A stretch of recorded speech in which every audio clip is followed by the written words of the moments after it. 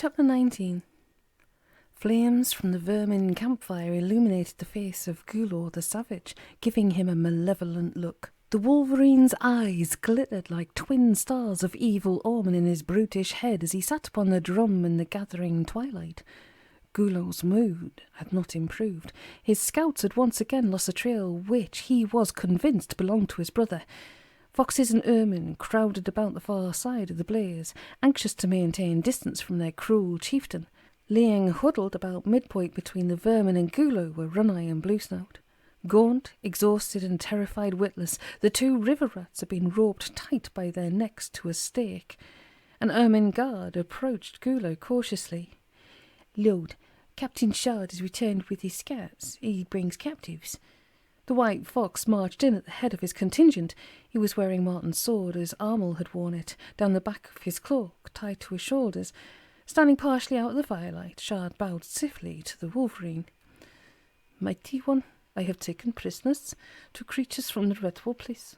Knowing thy wisdom, I brought them straight to thee. These 2 should have good knowledge of their fortress, its strengths and its weaknesses." Had Gulo captured the Redwallers, he would have slain them first, leaving it too late for questions later. He knew Shard was merely flattering him, but the white fox was his best and most intelligent captain. "You did well, Shard. Where are these 2? Armel and Brookie were thrust forward. Both caught their breath at the barbaric sight of the wolverine. Armel shuddered as the beast's eyes roved over them both. Gulo's paw banged down on the drum, startling them. It was hard not to show fear in the presence of such a monster. The wolverine glared at them from beneath hooded eyelids before he began his interrogation. "My captain tells me you're both from Redwall. Is it true?" Armel whispered bravely to her otter friend. "Tell him nothing." Gulo acted as if he had not heard the remark. "So, a river dog and a tree mouse, eh? Tell me thy names." Though Brookie was trembling, she shouted at Gulo, "We'll tell you nothing!" Gulo smiled. A chill ran through the ottermaid at the sight of his bared fangs. Rising from the drum, Gulo walked a slow circle around the 2 abbey maids. "I like to see courage in a beast. 'Tis admirable, but foolish. At dawn you will tell me all I want to know. How many creatures dwell within Redwall? What warriors are there who could resist me and my fighters? What would the easiest entrance to your fortress be for us?" Armel echoed her friend's words. "We will tell you nothing." The wolverine returned to the drum perching on its edge. Now was a time to put into action the strategy he had learned from Shard when they had dealt with Drifttail's gang. He held up a paw as if forbidding either of them to speak further. "I do not want you to tell me anything right now, but at dawn I will come and speak to you again. Then you will gladly tell me all. Why? Because I am Gulo the Savage, from lands of ice and snow beyond the great sea. Heed me now." Armel and Brookie watched in trepidation as Gulo gave orders to some of his ermine. "Bring the rats hither." Run-Eye and Bluesnout were loosed from their stake and dragged into Gulo's presence, both stricken dumb with fear. The wolverine cast a glance in the abbey maid's direction. "Look at these rats. See how frightened they are. They are not brave like thee because they know what I can do. Gulo and his warriors eat their enemies. Any beast who offends Gulo is his enemy. Take them from my sight." The 2 river rats were flung into the mass of vermin at the other side of the fire. They only had time for a single despairing scream before the beasts of Gulo fell upon them en masse. Gulo turned to his captives and shrugged. "You have all of tonight to think of answers to my questions. Shard, guard them closely until the dawn." Just beyond the firelight, Armel and Brookie were bound to the broad, ancient trunk of a 2-topped oak. Both had been stunned into horrified silence by what they had witnessed. It was some time before Armel whispered to her friend, "I can't believe this is happening to us." The ottermaid strained against her bonds, but they were too securely tied. "If only me Uncle Skip knew what fix we were in, he'd do something to help us. Oh, I'm sorry, pal. I'm not being very helpful, am I?" A tear fell from Armel's eye, but she could do nothing to stop it from running down her face. "Just keep talking, Brookie. The sound of your voice comforts me. At least we're together." 2 ermine had been left to guard the prisoners. One of them kicked at Armel's footpaw from where he lay. "Silence, save thy talking till dawn. The other ermine sniggered wickedly. I'm hoping you ain't talking done. We think stream dog and tree mouse won't be as stringy as river rat. Yeah. Armel kicked back at them, but he was out of range. Rotten scum! Dirty coward! Brookie struggled with her bonds. Why don't you untie me, you miserable toad? We'll see you get eaten then. The ermine rose, licking the blade of his sickle sword as he confronted the otter-maid, taunting her. But I ain't about to untie you. So what you do now, stream dog? Aye? Shard, who had been seated closer to the fire, crept up and dealt the ermine a sound smack over the ears. There, you're here to guard these prisoners, not to bandy gossip with them. Cease thy prattling. The ermine stood to rigid attention until Shard went back to his seat by the fire, and then he slumped down on the ground alongside the other sentry and fell silent. Tam and Doogy lay in the bushes, a short distance from the sentries who stood guard at the camp edges. They had circled the area until both were behind the fire, facing the backs of Gulo and Shard. Tam pointed with his dirk, whispering, "The big old oak, that's where they've got the two maids tied. You see it, Doogy?" His friend moved to position slightly before responding. Aye, I see it right enough. That's one of the lassie's cloaks sticking out through the ropes. They're bound to the other side of the tree, Tam. What's the plan? The border warriors studied the lay of the land for a while. First, we'll have to let them settle down. There's vermin still moving about, and when the fire burns down low, that's when we'll move. If we can make it up to that hornbeam yonder, we could jump into the upper branches of the oak where they're tied. Just one problem. That sentry. Doogy peered at the back of the perimeter sentry. An ermine, leaning against the hornbeam trunk. He was armed with a spear. The Highlander shrugged carelessly. Oh, that rassle's no problem, mate. I'll deal with him whilst we're laying here waiting. Tam watched Doogy slip off quietly and circle in on the sentry. He heard the vermin give a soft grunt and saw him lean back against the hornbeam trunk. A moment later, Doogy was back, cleaning the blade of his small dagger on the grass. He murmured, I've propped him up on this spear. You won't be complaining about getting a good long sleep.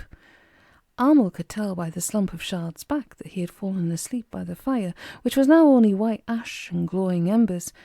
Gulo was sleeping further away from her. She could see him stretched out on the ground with his back to the heat.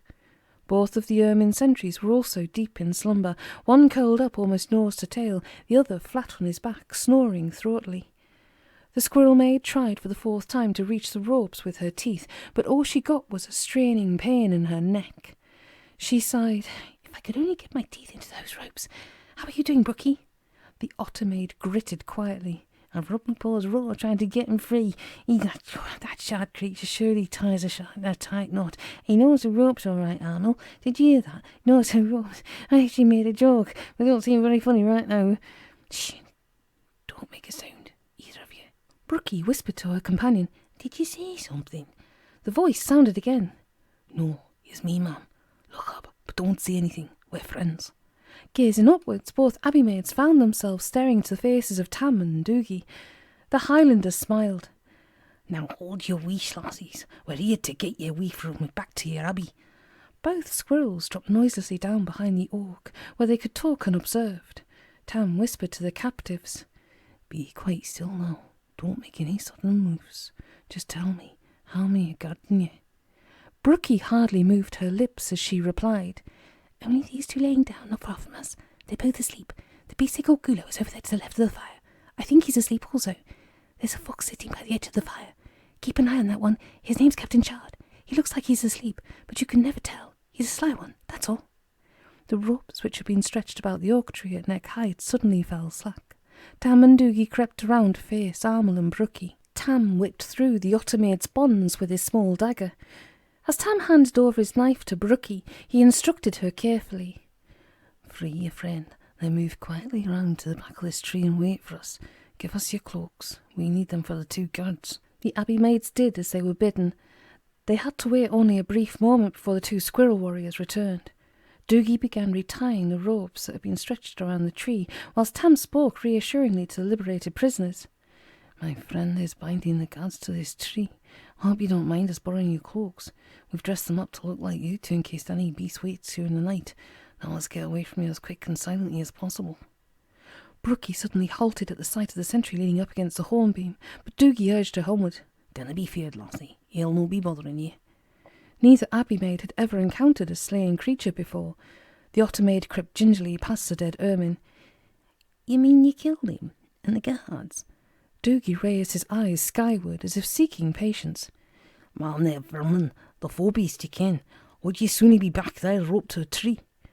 Armel shook her head. "Please forgive our foolishness. We are more than grateful that you and your friends saved our lives." She placed her paw upon Tam's. "I'm sorry. We'll take the time to thank you properly back at the Abbey. Oh, wait!" Tam gazed into the most beautiful eyes he had ever seen. "What is it, miss? We can't wait. We've got to go. Fast." The squirrel maid shook her pretty head. "I must go back for the sword. That fox shard took it from me. It's hidden under his cloak." Tam barred a path back to the camp. Puzzled, he inquired. "Sword? What sword? What are you talking about, miss?" "Armel," she replied. "My name's Sister Armel. Who are you, sir? And where do you come from? Please answer me." Tam was frankly bewildered, but Sister Armel fascinated him. "My name's Rakkety Tam MacBurl, and he's Wild Doogy Plumm. I'm from up north, the border, but Doogy's a Highlander. Why?" Armel's eyes shone with joy. She seized Tam's paw. "The borderer who's a force for good. Tell me, why are you wearing a sword, Mr. MacBurl?" Tam was bewildered by her question. "I had to give up in exchange for something. Why, sister? Is it important?" Armel pressed on with her interrogation. "It's vital, sir. Would you say that you lost your sword?" Doogy interrupted. "Aye, ma'am, you could say that, but we didn't have time to stand here gossiping. Move yourself, Tam, before the vermin come after us." Normally, Tam would have heeded his friend's warning, but something he could neither explain nor understand was urging him to listen to the squirrel maid. "You go, Doogy. Take the otter maid with you. I must hear our friend out. We'll catch up with you shortly." The Highlander shook his head at Tam's attitude. "I hope you know what you're doing, mate. We'll wait near the path, where I left my shield and claymore. Good luck to you both." When the Highlander and the otter maid had gone, Tam turned to Armel. "Doogy's right, sister. We shouldn't stay long here, so please tell me what this is all about." Realising the urgency of the situation, the squirrel maid tried to explain briefly. "In a dream, I was told by a long-dead warrior to take his sword and search for he who pursues a vermin lord. His exact words were, 'The borderer who is a force for good, that warrior who sold and lost his sword. That white fox, Captain Shard, he stole the sword from me. Mr. MacBurl, I think you are the warrior who can get it back.'" The border warrior's heart melted at the hope shining from the maid's soft brown eyes. He smiled. "You can call me Tam. I'll get that sword for you, sister, but you stay out of the way when we get back to the vermin camp. Here, take my little dagger. You may need it." Armel took the skeen-doo, which fitted her paw perfectly. "Thank you, Tam. You may call me Armel." He winked boredly at her. "Lucky me. I've lost a sister and gained a friend. Right, let's go and get this sword, Armel." Nothing had stirred in the camp since Tam and Armel had left. Vermin slept around the bed of glowing embers that had once been the campfire. Gulo the Savage lay on one side, facing away from the white ashes, his mouth lolling open as he emitted a hoarse, rasping snores.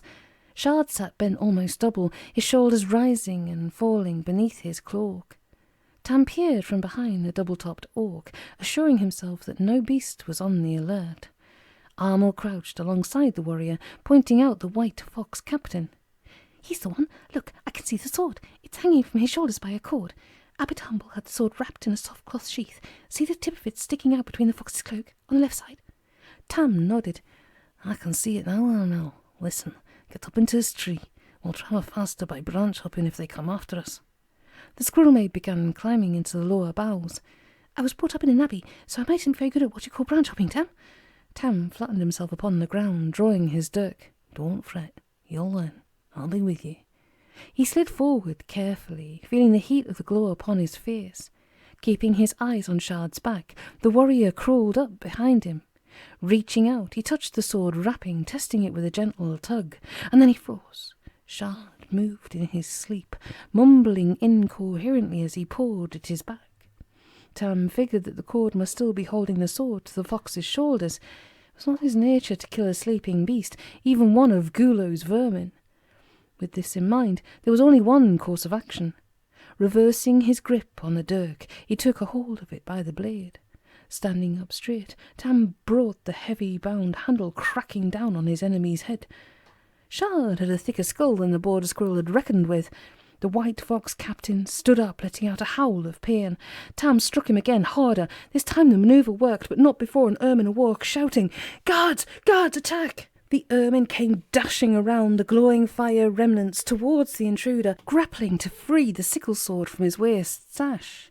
Tam sprang into action, catching the fox as he fell backward. The squirrel heaved him bodily upon the ermine, sending them both crashing into the fire pit. Leaning forward, Tam slashed at the rear of the fox captain's cloak, ripping it wide and severing the retaining cord of Martin's sword. He grabbed it and dashed to the orc as an uproar broke out behind him. Gulo was bawling, "Yuck! Cut them down! Get him!" Bounding up into the oak branches, Tam rapped out orders to Armel, who was waiting wide-eyed with fright. "Jump! Go for the hornbeam!" She hesitated a moment and then felt herself pulled out into the space as the warrior took her with him, guiding her encouragingly. "That's the way, mate. Grab that big limb. I'll swing yourself and drop down that emerald to the right. Good. Keep going on to you. Fall across one of the lower branches. Now swing. Hop, 2, 3, straight into the willow. That's the stuff, Armel. You're learning fast." Elated by her newfound agility and pleased with Tam's praise, Redwall's infirmary sister went looping and hurtling through the leafy terraces.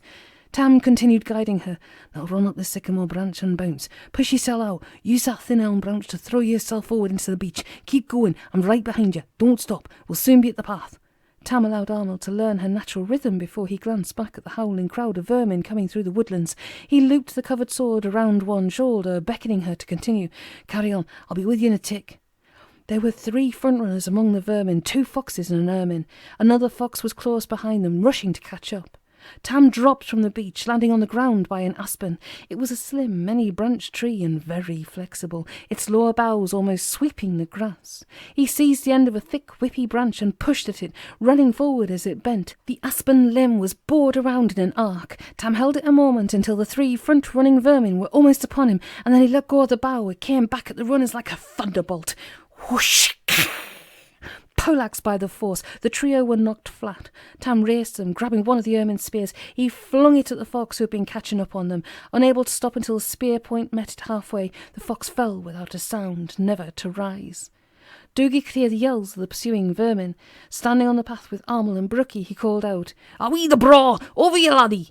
The wild war cry of the borders and highlands came back at him from the woodlands. "Away the braw! Here's a MacBurl!" Tam came hurtling through the branches and bounded onto the path. He quickly pulled a dirk from his friend's belt so that he was double-bladed and ready.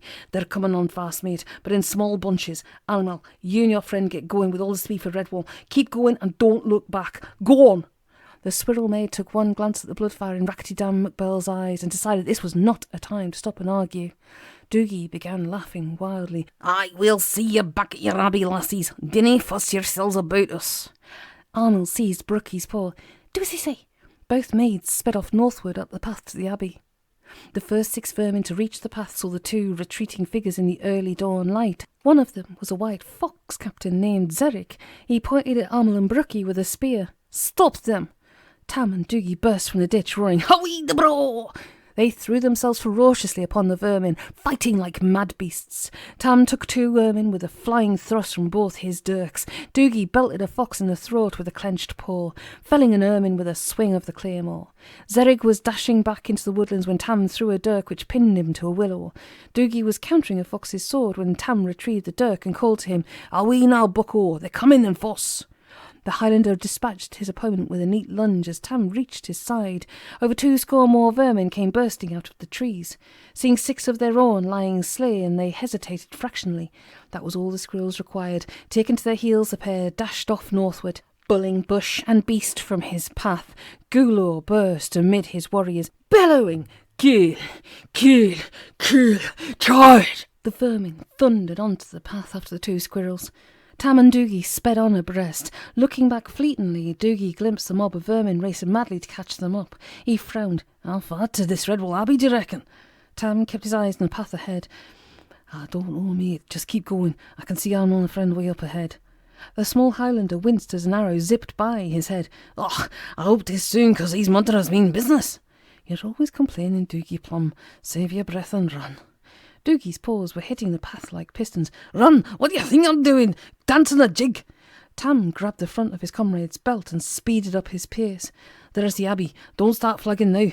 He risked a backward glance at their pursuers. The vermin were gaining upon them. Gulo, who was not built for sustaining a fast run, was shambling along at the rear. Skipper was watching from the southwest wall corner of the abbey, shouting frantically, "Go, Dale, get the gates open, sound the alarm bells, arm some able-bodied beasts and get them to the gates." The otter chief bounded down the wall steps, still calling orders as the abbey's twin bells boomed and clanged out the bright early morn. "Burlap, go Dale with the gates. Demple, tell Formal to get his crew to the threshold fast." Boom, clang, boom, clang. The Matthias and Methuselah bells tolled out their brazen warning throughout Redwall. Creatures poured from the abbey building, armed with the first thing that came to pour: window poles, broom handles, kitchen pans, knives and barrel staves. Skipper, Gordiel and Burlap swung the front abbey gates open, then dashed out onto the path, bellowing encouragement to the two abbey maids. "Amel, Brookie, hurry, please." "Come on, mate, not far to go, run. Don't look back, there's two of them catching you up." As Skipper ran to meet them, both maids fell panting into a strong pause. Armel gasped out urgently, That's Tam and Doogy, they're friends." Turgan and Ferdinand shot by her. The goshawk was screeching, and the young hare had his rapier drawn. "Idga, we come! Burl, we come!" "Come on, don't dawdle, you chaps, let's get this bally gate shut, what?"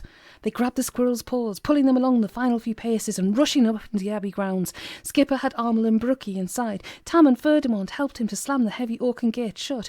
Doogy and Burlap barred them hastily, thrusting the thick greased timbers into their holders. Willing paws hurried the two abbey maids off to the main building as Skipper unwound his sling. "Up on the walls, every beast!" The long patrol were marching on the double over the western flatlands when the brigadier sighted the abbey and heard the bells. Even from far off, he suddenly made out the figures speeding along the path to Redwall. Throwing caution and order to the winds, he raced forward, wielding his swagger stick like a drum major. "Long patrol, charge!" Swords, lances and spears flashed in the spring morning as the regiment broke ranks, thundering towards the abbey with their blood-curdling war cry ripping through the air. Crowding the battlements, the abbey creatures set up a joyful cheer at the sight of 100 gallant hares charging to their aid. "Hooray for the Long Patrol! Give 'em blood and vinegar, Redwall!" The 40-odd vermin who had been in pursuit of Tam and the escapers stopped running. They were strung out all along the path. Gulo the Savage was a reckless fighter, but he was not a complete fool. With the rest of his force back at the camp, the wolverine knew he was heavily outnumbered. He sought out the white fox, Captain Erfig. "All those with bows, tell them to release a volley, then follow us into the woodlands back to the camp." Erfig swiftly gathered a dozen archers, positioning them at the edge of the ditch. They notched shafts to their bowstrings, sighting on the oncoming hares. Sergeant Onewill was with the front-runners. Although unable to halt the headlong stampede, he ran up in front for all he was worth with Crumshaw alongside him, both calling orders amid the war cries. "Archers, front ahead, slow down and fall flat, attention to the officers." Most of the veterans heeded the commands, throwing themselves flat in the dewy grass. Some of the younger element, however, fired by the wild rush and eager to distinguish themselves in battle, actually increased their speed, rushing headlong at the enemy. Foremost amongst these were the twin gallopers, Kersey and Dauncey. A volley of shafts shot from the vermin boars, humming and zipping like maddened hornets. Crumshaw threw himself forward. An arrow pierced his shoulder as he hit Kersey, knocking her flat. Dauncey halted abruptly. For a few moments the young hare scout stood swaying, gaping at the two shafts buried in his chest, then fell slowly into a kneeling position. Onewill pushed himself into a somersault, reaching the stricken hare and holding him closely. Then the sergeant lowered him gently back upon the ground. The young galloper stared up into Onewill's battered face, questioningly. "You lay your charge to the bells?" Dauncey's head fell to one side as his eyes clouded over. The vermin archers were fitting more shafts to their strings. Looking about, Captain Erfig saw they were alone on the path and that the hares were rising to renew their charge. The vermin captain shouted out urgent orders. "Shoot quick and retreat back into the woodlands." He whirled about as a roar came from the battlements. "Away, bro!" Rakkety Tam MacBurl and Wild Doogy Plumm were climbing down the abbey walls as only two skillful squirrel warriors could. Doogy had his claymore between his teeth. Tam had his jaw clamped around the sword of Morton. The vermin broke and fled, but the two warriors were hard in their paws. Erfig panicked and ran the wrong way. 4 others in his vermin gang, 2 foxes and 2 ermine, went with him, leaping into the ditch. Doogy threw himself in behind them. They turned to run, but Tam had raced down the path in front of them. Dropping himself down into the ditch, the border warrior now faced all 5 of his foes. Skipper, Ferdinand and Turgan were unbarring the gates when Euphus scuttled up, waving Tam's claymore. "Let me at the dirty old villains. Sure I'll carve their tails from their throttles." Skipper ran out to stop him. "You'll stay behind, mate. There might be vermin still out there. Easy now." Doogy sat on the ditch top, clipping at daisies with his claymore. He greeted them mournfully. And I've even got to raise my blade. Tam did for an all afore I could get going. You'll have to find me a sword like that, and 'tis a braw, bonny blade. Tam came walking back up the ditch bed, cleaning the sword on his kilt. He stared at it in wonder, reflecting aloud. I tell you, this thing's felt like lightning flash in my paw. The beast who forged this blade knew what he was doing. I'll stake my name on that.